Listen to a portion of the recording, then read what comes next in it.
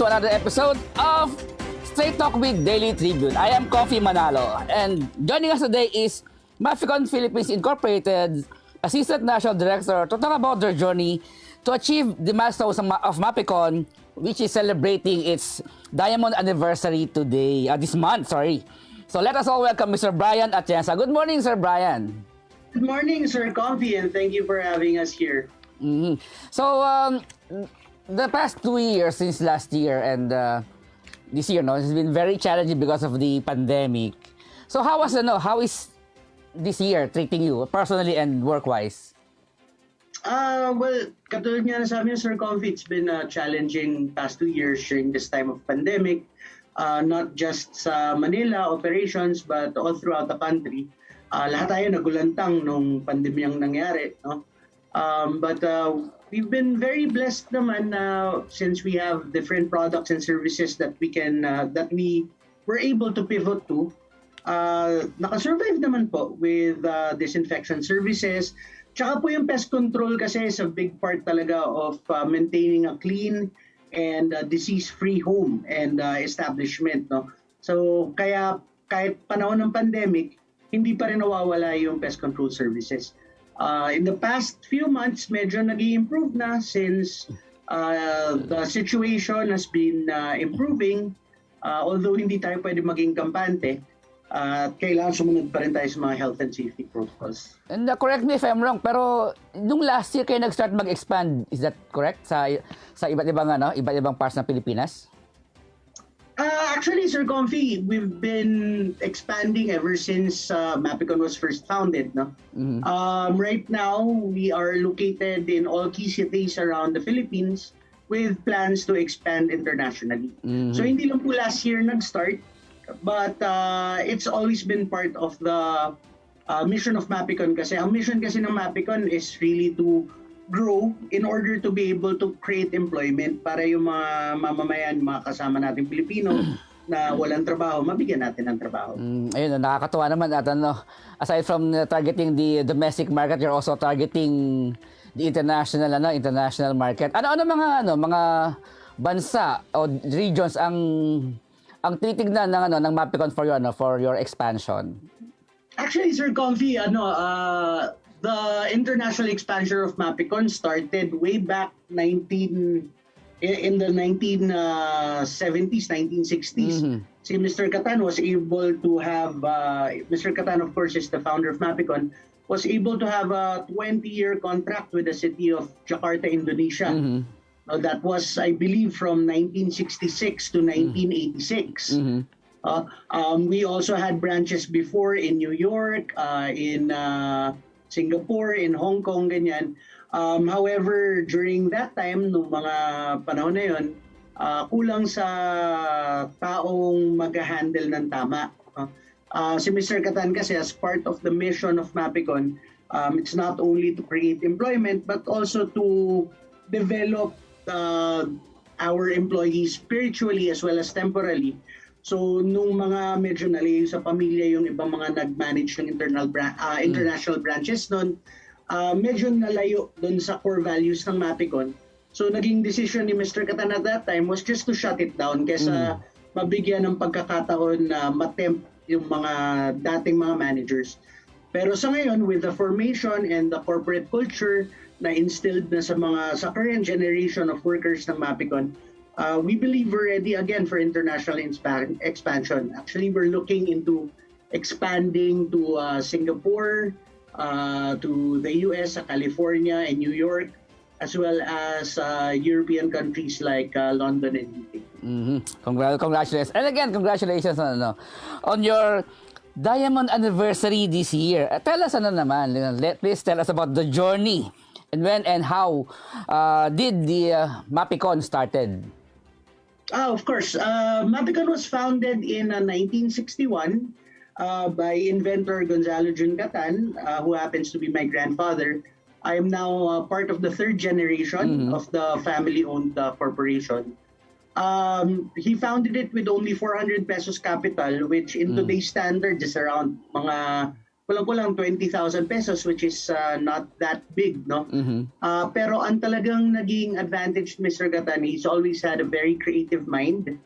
And his focus was always to give Filipinos an indigenous alternative to imported toxic pesticides. So ang vision niya is to have a pest control program na hindi harmful sa mga non-target organisms tsaka hindi harmful sa environment. So from his first product, which was the insecticide, the household insecticide, yung Big R, he now has over 40 patents with 9 patents pending. So napakaraming products that offers a safer alternative, a cheaper, a more economical alternative, and a more environmentally friendly alternative when it comes to pest control and other environmental solutions. So you mentioned that you have you started with a pest control product and now you have over 40 products with pending patents. Can you guide us sa mga produktong to? Ano yung mga purposes ng mga products na ito? Sige, Sir Komfie, actually sa MAPECON, there are 2 companies under the MAPECON flag right now. No? So yung MAPECON Red, MAPECON Pest Control, yung may red na logo, this is still primarily concerned with pest control and sanitation. So the products are the Botanical Insect Growth Regulator, meron tayong F3D termiticide for termites, meron tayong encapsulated zinc phosphide for rat control. We also have the F8 disinfectant for disinfection, ganyan. So it's more concerned with urban pest control as well as cleaning and sanitation. And then we have a subsidiary company, MAPECON Green Charcoal Philippines Incorporated. Yun yung MAPECON na may green na logo. And that side of the business is more concerned with agricultural pest control as well as organic farming and agriculture. Meron din projects with regards to power generation using hydrogen reactors and producing a sustainable fuel in the form of green charcoal. Galing yan sa basura na ginagawang uling to power these hydrogen reactors for a cleaner and more renewable source of energy. And also last year, diba, because of the pandemic, you also introduced products na disinfection products to combat the virus. Pero itong mga produktong to, mga organic and are not harmful to the environment and to the public. Can you tell us more about these products? Yes, Sir Komfie. Actually, the F8 disinfectant has been around naman for a while now. Ever since kasi MAPECON was founded, we've always been in the business of sanitation, of cleanliness. Kasi pest control is only a small part of an integrated program to keep your homes and establishments disease-free. Kasi the primary reason kaya tayo nagpe-pest control, gusto natin malinis yung mga bahay natin, yung mga buildings natin, para walang nagkakasakit. No? So yung disinfection was not a totally new arena for us to enter. We've always been in that business. Tapos sabi nga, the products that we manufacture, the products that Mr. Catan invented, ang concern is to have a balance between being effective as well as being safe. No, kasi there are a lot of products on the market that are actually harmful to us, to people. Tsaka if not used properly, they can also be harmful to our pets, harmful to yung mga gardens natin, ganyan. So what we use are mostly organic and indigenous products para safe siya gamitin even around people. So I'm very proud to say one of the things I'm most proud of about working in MAPECON, 60 years na kami this year, we've never had a case of accidental poisoning. No? Especially sa clients, of course, but more remarkably, even our employees who are exposed to these products every day, yung mga service technicians namin, wala pang nagkakakaso na lason or nagkasakit dahil sa mga produktong ginagamit natin. And is that one reason why MAPECON was able to establish a loyalty from your clients? I believe so. Of course, kasi yun nga, the interest of MAPECON is to provide maximum value to our customers and also to preserve their health and well-being. Not just of our customers externally, yung mga clients namin, but also our customers internally, yung mga employees namin. We want them to be healthy, we want them to be safe, and we want to maintain their well-being. You are the third generation of the MAPECON generation. And yung one of the core values of MAPECON is not just to develop yung career ng mga tao diyan, or to develop yung kanilang career path, but also to develop them spiritually. But yung bang mga empleyado ng mga sa MAPECON, ano ba yon? Sila pa rin yung mga anak ng mga dating mga empleyado ng MAPECON? Well, marami naman po. May mga employees tayo na second generation na.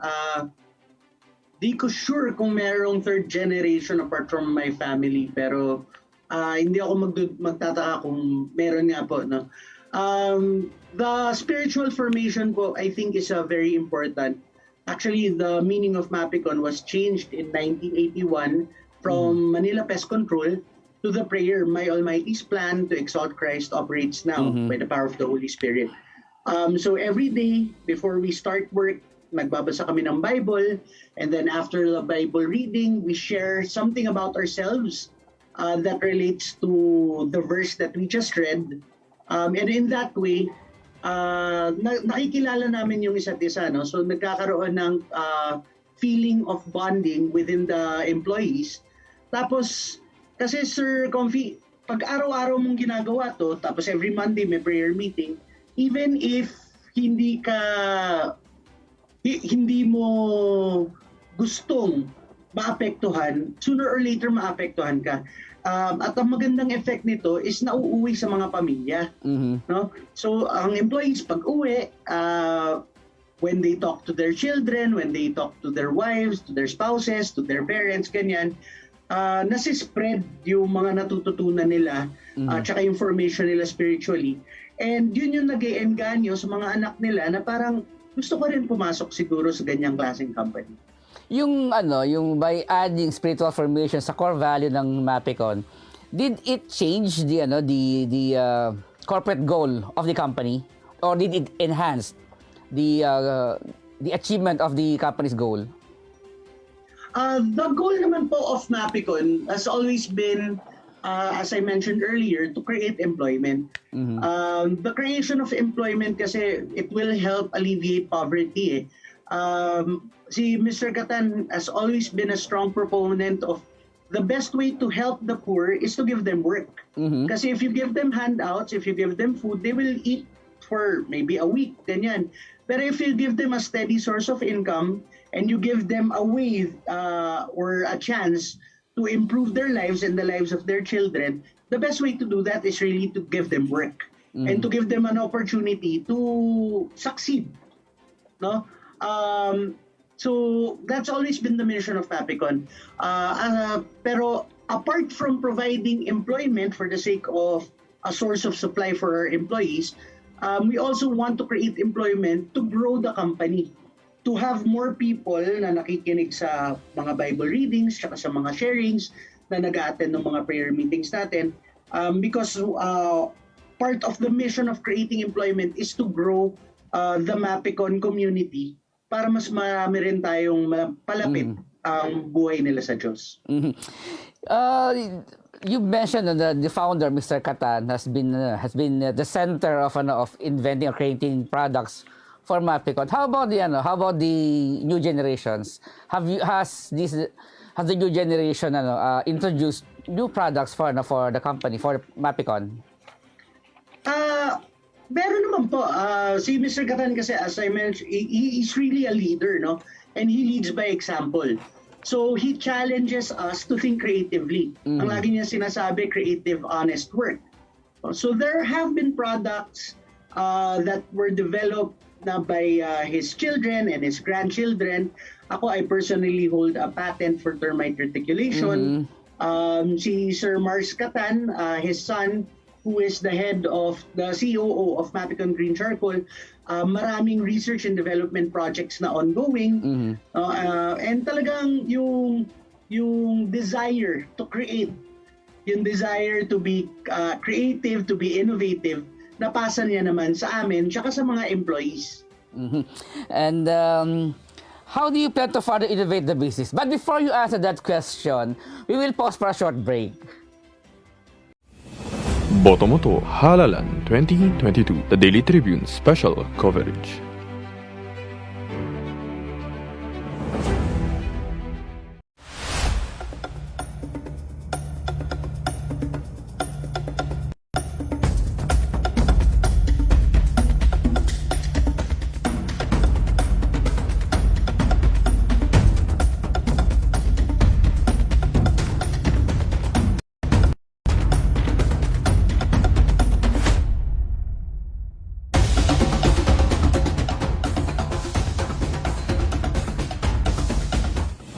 Botomoto Halalan 2022, the Daily Tribune special coverage.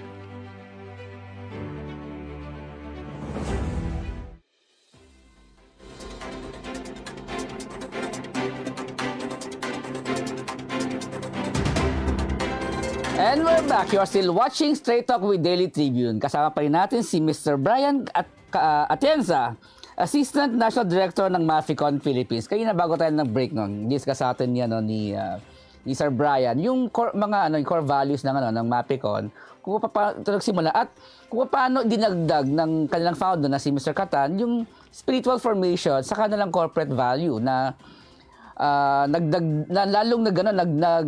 nakatulong upang maging mas productive ang kanilang empleyado at maging family-oriented, which is yun naman talaga yung guiding principle ng MAPECON when it was founded by Mr. Catan.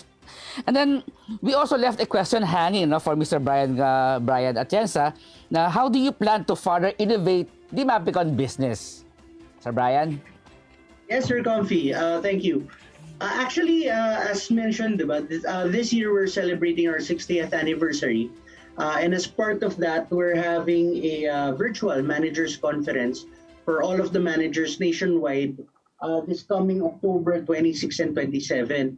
And the major part of that conference, the core of the conference, is to discuss how we're going to move forward as a company.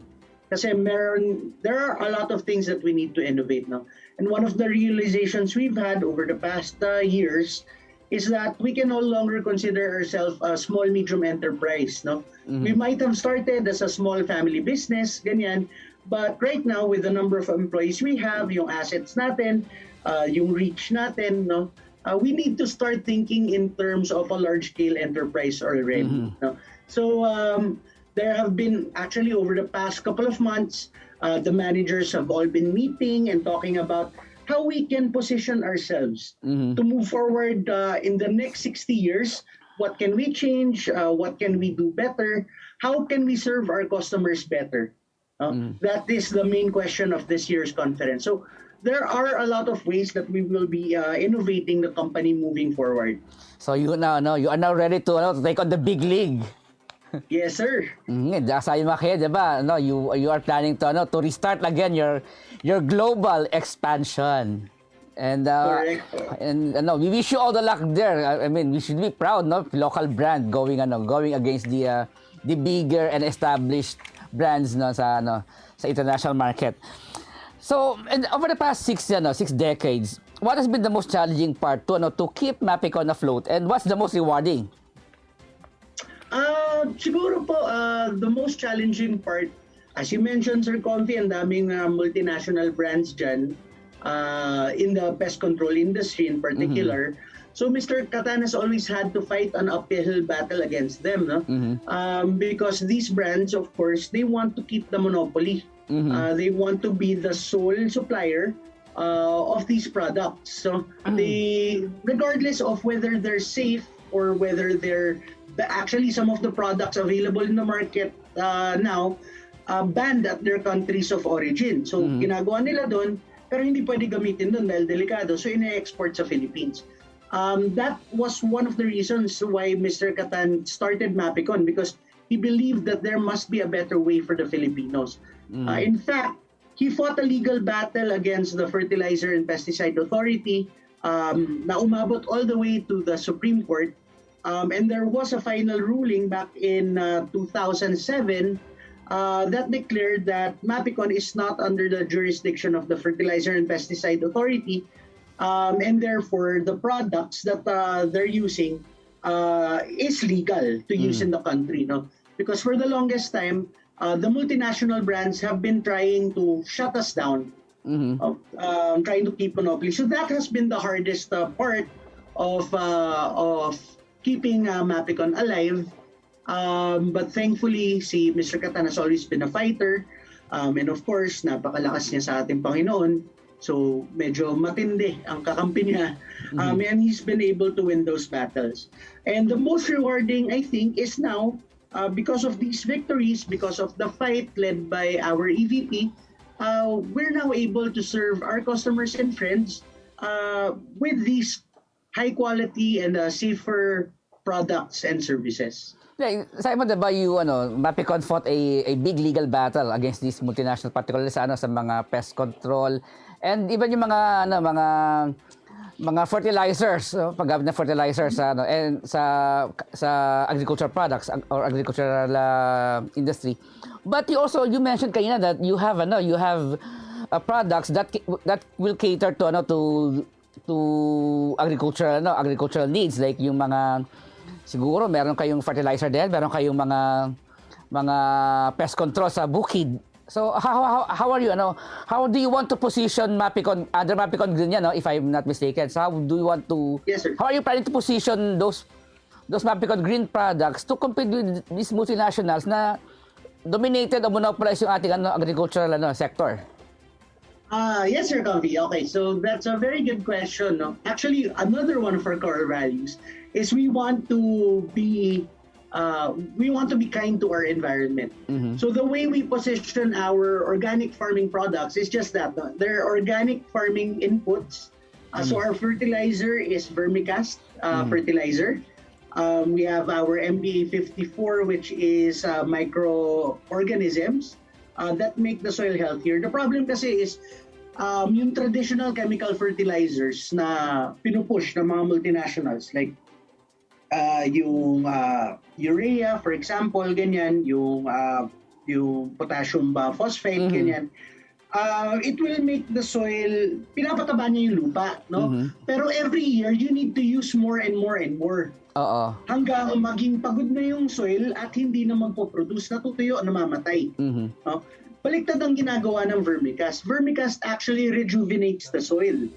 So habang tumatagal, pakonti yung kailangan mong i-introduce na vermicast dahil habang nandun siya, nabubuhay lalo yung soil. No? So the way we'll position ourselves is really, we want to provide an alternative to chemical fertilizers and pesticides. We want to provide a more sustainable way so that our farmers will be able to have organic products that is really safe for consumption. Salamat. At sana makatulong tayo na ma-promote sa mga local farmers natin. Especially, I'm sure it's cheaper than chemical-based fertilizers that are sold and imported from other countries. And like you said, it's organic, so much safer. Correct, Sir Komfie. In the long term, it will be more economical kasi nga, you use actually less and less every year because you give the soil a chance to produce its own fertilizer in a natural way. Okay. And being in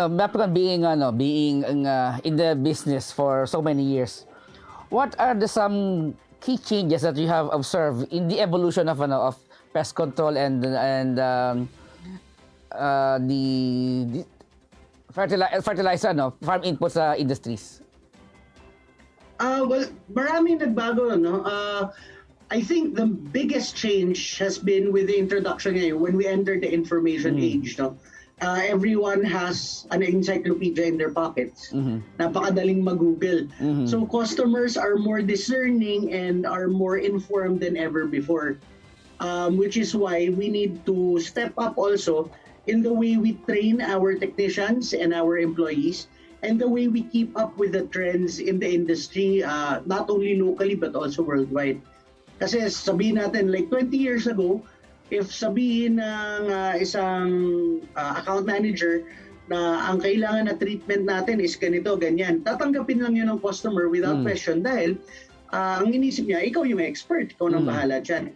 Pero ngayon, once we provide a recommendation, the customer can always just Google sa cellphone and ask, bakit hindi ito gawin natin, hindi ganyan gawin natin. So we need to be able to be more informed as well as be able to provide multiple solutions to our customers. Dahil nga, right now, customer talaga is king, and customer service is what will determine the success of any business, not just pest control. And of course, no, yung siyempre, kung inform yung customers natin, mas madali lang malaman kung ano yung tama at para sa kanila. Exactly, sir. And so, how do you envision the future of MAPECON in the Philippines and in the global market? In the future, as I mentioned, we're planning right now for the next 60 years, maybe even 100 years and beyond. Talagang we are very committed to making this company last, so that Mr. Catan's legacy will live on, and to keep alive nga that spirit of service. Mr. Catan naman has always taught us that kailangan lang, in order to make the world better, you just need to find a need and fill it. No? Be a man for others, parang ganyan. So in the future, expect from MAPECON that we will be looking into more ways to make our customers' lives even safer, even more healthy, even cleaner, and more pest and disease-free. Yeah, and thank you very much. No, we hope in all honesty we do wish you all the luck, and sana maging successful yung lahat ng inyong mga plano. At ngayon sa segment naman ito, magkakaroon tayo ng konting laro. We will ask you some questions, and then you will answer the first thing that comes into your mind. But before we do that, we will pause for a short break. Botomoto Halalan 2022, the Daily Tribune special coverage.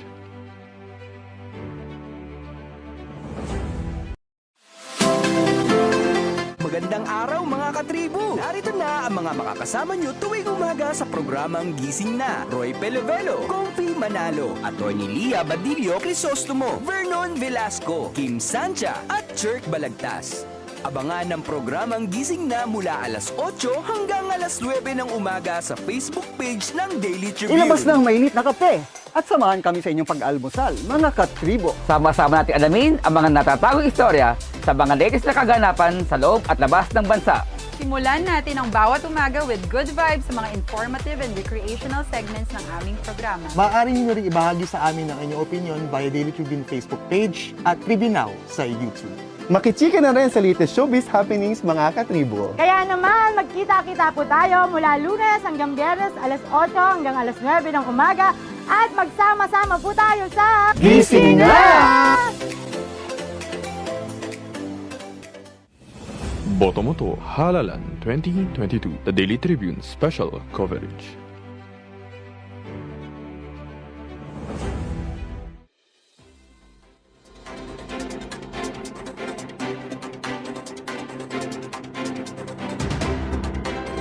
And we're back. You're still watching Straight Talk with Daily Tribune. Kasama pa rin natin si Mr. Bryan Atienza ng MAPECON.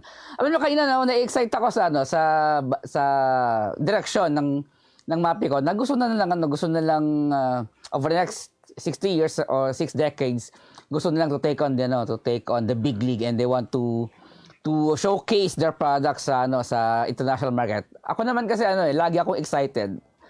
Lagi akong tutuwa kapag kami nababalitaan ako mga local companies na gusto mag-expand sa abroad, kasi 'di ba, una-una nakakapal yan, Pilipino tayo, na meron tayong produkto na may ipagmamalaki sa ibang bansa. At the same time, yung mga company na yan, kapag nag-expand yan sa ibang bansa, magke-create yan ng additional work sa mga local workers, mga laborers. At the same time, syempre, yung income niyan sa labas ng bansa, binabalik yan sa Pilipinas to reinvest.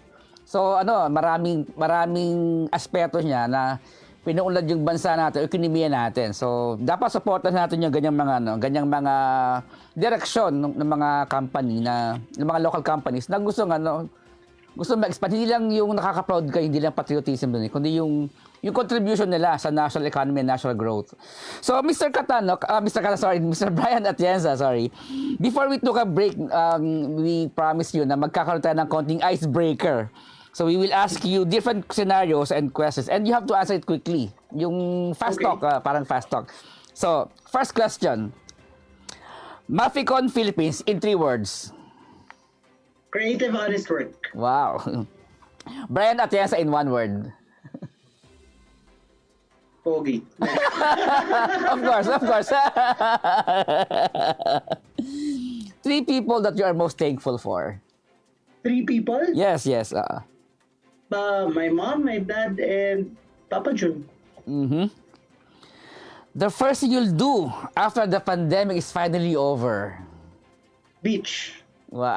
Maraming beaches sa Cagayan. Maraming So, beach yun na lang. dito sa Malapit ka sa Cebu. malapit ka na rin sa dyan, sa Camiguin. Davao, Camiguin, oo. And then, last question. If you are sent to the moon and could only bring 3 things, what would they be? 3 things? Yep. Camera, oxygen tank, tsaka rocket para makauwi. Ayokong maiwan doon forever. Okay. Thank you very much, Sir Bryan, for being sports, and thank you for spending your time with us. So, if you have a message to our viewers, we will give you the floor to promote your products, to promote MAPECON, and also to leave a message to our viewers. Sir Komfie, thank you also to Daily Tribune for having me here today, for letting me talk about MAPECON. As you can tell, I'm very passionate about this company. I'd like to take this opportunity not to plug any products or promote our services, but I'd like to take this opportunity to thank all of our customers, those who have been loyal to us, who have patronized us over the years. MAPECON is turning 60 this year. It would not have been possible without all of your support.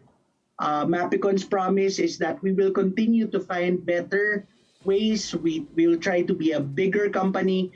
We will try to serve you the way that you deserve to be served.